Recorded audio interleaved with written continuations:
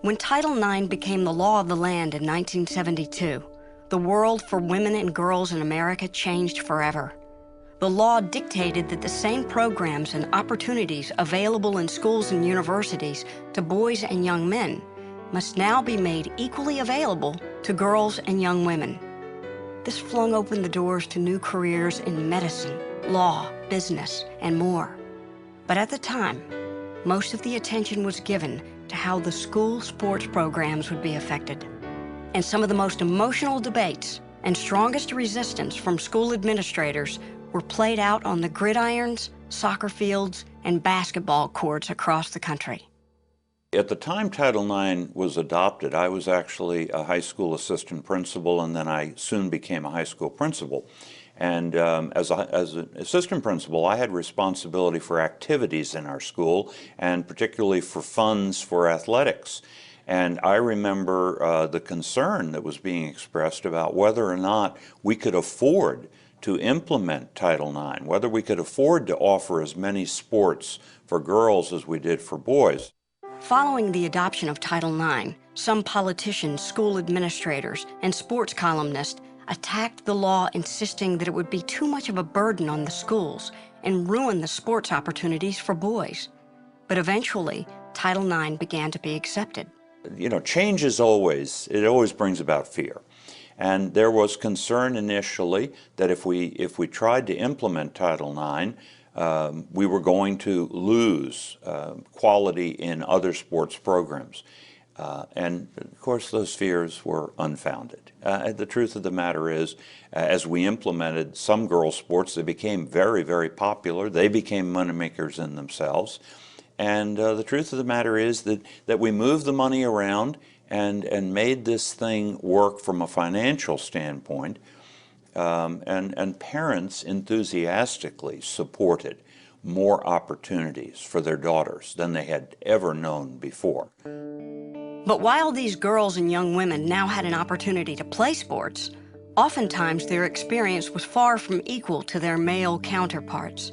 WNBA star and Olympic gold medalist Lisa Leslie remembers what it was like. Well, it was interesting. I think the transition going into college and just recognizing the difference between the men and women's program. And in fact, the guy that I dated played on the men's team, so it was kind of up close and personal in regards to what they got and what we received.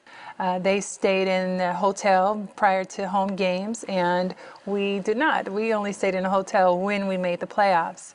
So, you know, it was just a totally different experience to see that we are all treated differently just based on our gender. That's hard to swallow. Not just the girls and young women playing the sport, but the women coaches had to struggle and sometimes pay the price of standing up for themselves. My senior year, my coach got fired because she wanted to receive, you know, equal pay to our men's coach, who at that time was George Ravelli. And so Marion Stanley took the stance, and they fired her. And it was unfortunate because we had gone to the NCAA tournament. We had made it to the Final Eight. Our men, I don't even think, well, they made it to the tournament, I think, once, and then they went to the NIT. Not in equal at any way in regards to how far we had gone and our rankings. But even with the inequities, women were at least now in the game. Girls and women who had been standing on the sidelines now ran, jumped, and leapt into sports at all levels. In 1974, Little League officials finally allowed girls to play. By 1976, in middle and high schools, the number of girls' basketball teams had increased to 15,000, triple the number from 1970. The number of high school volleyball teams increased almost tenfold. But as the 1980s approached, the country was beginning to experience a cultural shift. After 2 decades of unrest and social change, the nation longed for a return to a less radical time. Some politicians also started to criticize the funding of so many social programs. And one area targeted for review and possible elimination was Title IX, a law which most now took for granted. There's a certain complacency that sets in, like, okay, well, that's there and that's done, and now we move on, because that's all taken care of now. It's unfortunate that we always have to fight for Title IX. You know, I always say it's not our fault that we were born girls, you know, we just want to play too. But we always have that kind of uphill battle in regards to finding our place here in the world.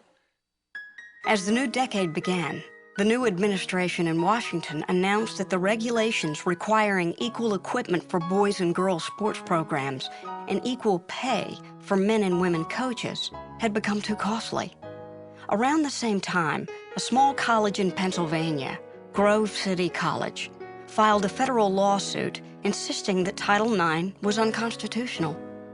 Coming up to the 10-year anniversary of Title IX in 1982, it was apparent that a new wave of women's rights champions was needed to defend Title IX.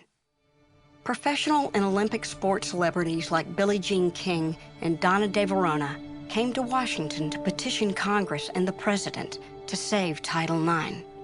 After 6 years of impassioned testimony and backroom negotiations, Congress passed the Civil Rights Restoration Act in 1988.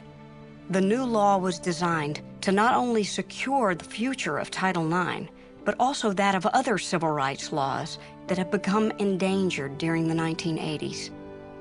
Title IX had survived. And as the 80s came to an end, a new decade saw the first generation of girls who had grown up with its benefits become women. In some cases, they turned their passion for sports into a career by creating a league of their own. One of the things that's really interesting about basketball in particular is because it was created by James Naismith to be a non-contact sport, it was adopted for women the year after James Naismith wrote the rules.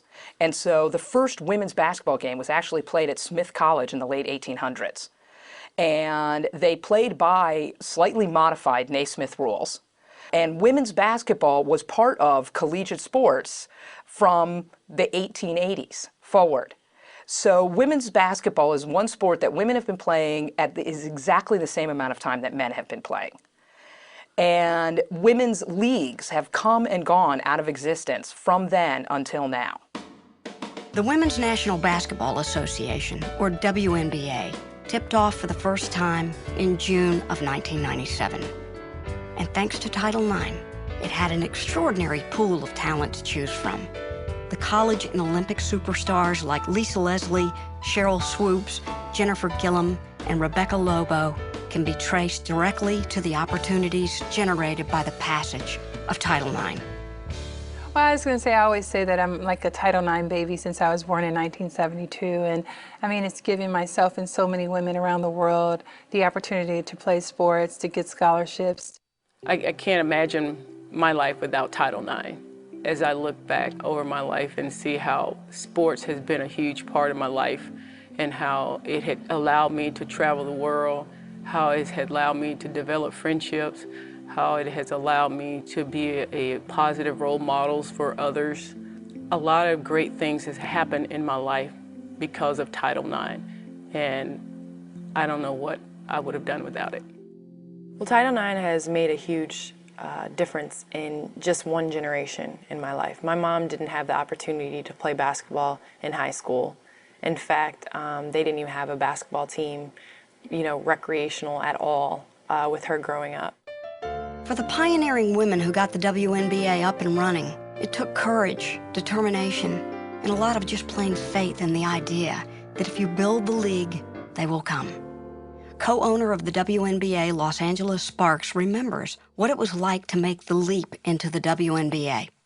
The interesting thing about the WNBA, when Carla Christopherson and I started thinking about whether or not we wanted to do this, we started thinking about it in a serious way instead of a, sort of like, woohoo, wouldn't it be cool?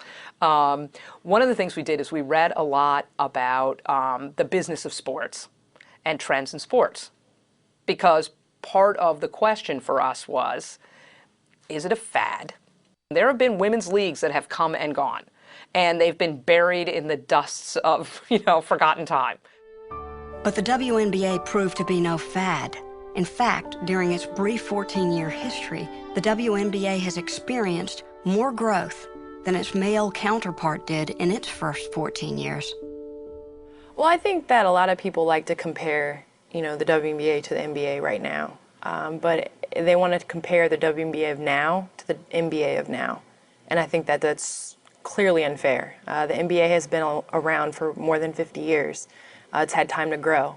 A lot of people forget that the NBA games in the 80s were on tape delay. The finals were on tape delay. They forget that a lot of these NBA superstars flew commercial. The Los Angeles Lakers, which early in the history of the NBA were flirting with bankruptcy. And one of the statistics is that it took the NBA 30 years to develop the audience that it took the WNBA 10 years to develop. Well, I think it's tough to compare the WNBA to the NBA because we're talking about the NBA when it was 50 years ago. And when you compare those two, we're actually further along in regards to fan support, the way that we travel. We have so many perks, the fact that we're only about 14 years young right now. The consistently high quality of talent, along with the growing fan base, attracted some visionary corporations to sponsor branded jerseys for the first time in 2009. And now girls can even have their own celebrity basketball shoe. I think that more girls are signing up at a more rapid rate than boys. And I think that that was one thing that Adidas approached me with when starting to design my signature shoe, is the opportunity and the avenue that, to reach these young girls and to not have them walk around wearing the newest Jordans or wearing, some other man's shoe, is to actually have a shoe for themselves and made by a woman for a woman. The WNBA and other women's sports organizations are here to stay and keep growing every year. But it all begins with the opportunity given to a young girl who can discover a passion, develop a talent, and realize a dream to become second to none.